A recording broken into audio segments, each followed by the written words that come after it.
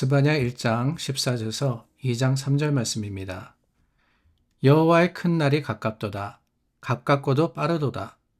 여호와의 날의 소리로다. 용사가 거기서 심히 슬피 우는도다.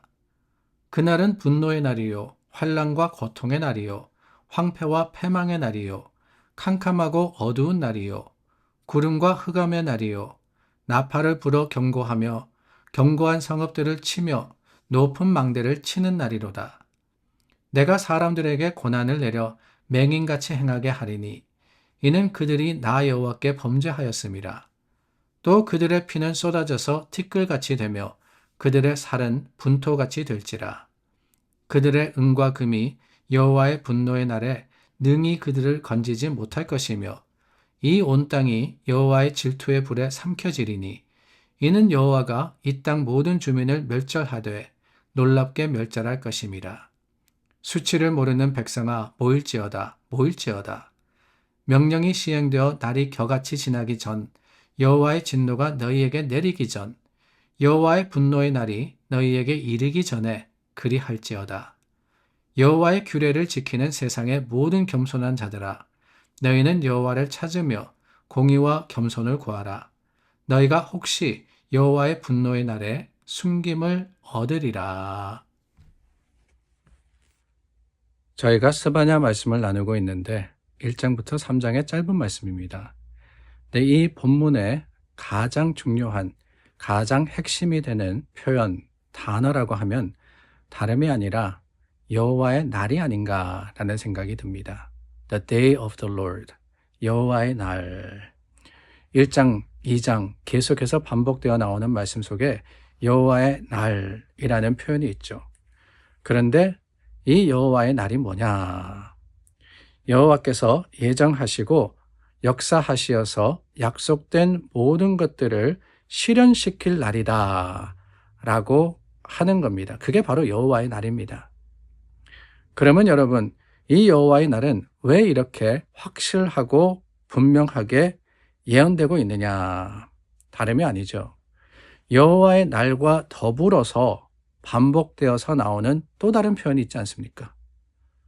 분노의 날이라는 표현입니다. 분노의 날. 그러니까 하나님께서 예정하신 그 날은 어떤 날이냐? 기쁘고 즐거운 날. 물론 우리가 하나님의 날이라고 할 때 자동적으로 드는 생각이 주님이 재림하시는 그 날. 우리가 성도로서 하나님 앞에 기쁨으로, 감사로 예배 드리는 날. 영원한 생명을 이루는 날이라고 생각하지만 스바냐가 선포한 하나님의 날은 그게 아닙니다. 정반대입니다. 분노의 날, 하나님께서 노로 임하실 날이다 라고 하고 있는데 그 이유가 뭐냐? 다름이 아닙니다. 스바냐 선지자가 예언할 당시 나라가 종교적으로 타락했기 때문에 그렇습니다. 히스기야의 현손이라고 했죠. 히스기야 시대, 그래도 영적으로 개혁한 시대였습니다. 그런데 그때가 지나서 시간이 흐르면서 남유다가 다시 한번 우상숭배가 만연하게 되었고 하나님의 뜻과 그 계획으로부터 멀어지게 되었더라라고 하는 거예요. 하나님의 말씀을 따라서 살아가기보다는 오히려 자신의 유익과 생각을 앞세웠던 하나님의 백성들을 바라보시는 하나님의 마음이 어떠하냐, 이것을 우리는 분노라는 그 표현에서 찾을 수 있는 겁니다. 스바냐 선지자는 이제라도 이스라엘이 회개하고 돌아오지 않는다면 그 하나님의 분노가 임할 것이다, 여호와의 날이 가까웠다 라고 선포를 한 것이지요. 그날이 어떠할 거냐? 15절 말씀해 보니까 분노, 환난, 고통, 황무, 캄캄 이런 여러 다른 표현들이 있지 않습니까? 왜 그러느냐? 하나님의 질투의 불이 임할 것이기 때문에 그렇습니다. 그렇습니다. 하나님은 질투의 하나님이시라고 성경은 선포합니다. 아니 하나님이 이 청소년도 아니고 질투라는 표현이 맞지 않지 않나 라는 생각을 하실런지 모르지만 성경은 분명히 말씀하십니다. 하나님이 스스로 나는 질투의 하나님이라고, 질투하는 하나님이라고 선포하셨습니다. 왜 그러느냐? 다름이 아니죠. 하나님의 백성을 너무나도 사랑하셔서 그렇습니다. 사랑하시기 때문에 바른 길을 가지 않을 때 하나님은 그것을 미워하시는 거예요. 그 질투가 죄를 미워하는 겁니다. 그 질투 때문에 하나님은 우리를 사랑하시는 거예요. 이해가 되십니까? 질투하기 때문에 사랑한다. 사랑하기 때문에 질투하는 것과 똑같은 의미지 않습니까? 그렇기 때문에 우리는 하나님을 경외, 두려워하는 겁니다. 하나님, 내 친구만이 아니죠. 나의 주인이시고 우리의 죄를 심판하시며 또한 우리의 죄를 심판하시는, 정죄하시는 하나님이시다라는 사실을 깨달을 때 우리는 바른 길을 가도록 노력하고 또한 애쓸 수 있는 겁니다. 여호와의 날을 대비할 방법, 그 방법이 어디 있느냐?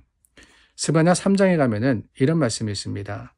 내가 공고하고 가난한 백성을 너희 중에 남겨두리니 남은 자들이 있을 것이다. 남은 자들. 심판의 대상들, 멸망의 대상들을 다 추려내고 그래도 남은 자들이 있을 것이다. 구원받는 자들이 있다라고 하는 거예요. 그게 누구냐? 그게 바로 성도입니다. 저와 여러분인 거예요. 아니, 남은 자들이 되어야 합니다. 어떻게 해요? 먼저는 자각하고 있어야 되는 거죠. 그날이 가까웠고, 아니 그날이 분명히 있다. 여호와의 날이 분명히 있다라는 사실을 항상 우리가 마음에 새겨야 됩니다. 역사의 현장을 바라보면서 우리가 살아가는 삶의 모습을 우리가 깨달으면서 주님의 때가 가까웠구나 라는 것을 민감하게 자각할 때. 그래서 여러분, 우리가 영적으로 게을러지면 안 돼요. 영적으로 우리가 무디어지면 안 됩니다. 하나님의 백성은요, 계속해서 깨어 있어야 됩니다. 목회자들만 이렇게 이야기해서 다가 아니라 모든 성도들이 하나님을 사랑하고 그날을 기다리는 사람들은 영적인 예민한 감각을 가지고 세상이 변화하고 있다는 것, 세상이 점점 하나님의 말씀대로 어두워져 가고 있다는 사실을 알고, 그럼으로써 말씀에 깨어있고 예배에 깨어있고 하나님의 맡겨주신 사명에 깨어있는 자들이 될 때 우리는 부끄럽지 않는 모습으로 주님 앞에 설 수 있는 겁니다. 또한 남아있는 자들이 되기 위해서는 다름이 아닙니다. 여호와를 찾아야 합니다. 3절 말씀해 보니까 여호와를 찾으라 라고 했습니다. 남은 자들은 그렇습니다. 항상 여호와를 찾는 자들입니다. 우리가 구하는 것이 무엇이냐? 세상 속에서 여러분들은 무엇을 추구하고 살아가십니까? 돈 많이 벌기 위해서? 좋은 집 사기 위해서? 자식들 잘 키우기 위해서? 물론 세상에서 필요한 일들이죠. 그러나 세상의 것들 찾으며 주님을 잃어버리면 안 됩니다. 주님을 잃어버리면 안 돼요. 여호와를 찾는다라고 하는 것은 궁극적으로는 우선순위가 어디 있느냐라는 것을 뜻하는 게 아니겠습니까? 마태복음 6장 33절은 너희는 먼저 그의 나라와 그의 의를 구하라 라고 하셨습니다. 먼저 seek first. 가장 우선적으로 하나님을 우리가 찾을 때, 하나님을 구할 때 하나님께서 모든 것을 더하시리라 라고 하시는 거예요. 여호와의 날이 가까웠습니다. 그날이 분노의 날이 될는지 아니면 기쁨의 날이 될는지 그것은 하나님께서 우리에게 주신 선택이 아닌가라는 생각이 들어요. 그날 선택하는 거 아닙니다. 오늘 선택하는 겁니다. 여러분 무엇을 택하시겠습니까? 생명을 택하시는 믿음의 사람들이 되시기를 우리 주 예수님의 이름으로 축원합니다. 기도하겠습니다. 좋으신 하나님, 주님의 날이 가까웠음을 깨닫습니다. 그 날에 벌거벗은 모습으로 우리가 주님 앞에 서지 않도록 우리의 마음과 생각을 지금 주장하여 주시고 우리가 하나님의 뜻을 택할 수 있도록 도와주시옵소서. 예수님의 이름으로 기도드립니다. 아멘. 하나님의 계획과 섭리를 이루어가며 주님의 날을 준비하는 저와 여러분 되기를 바랍니다.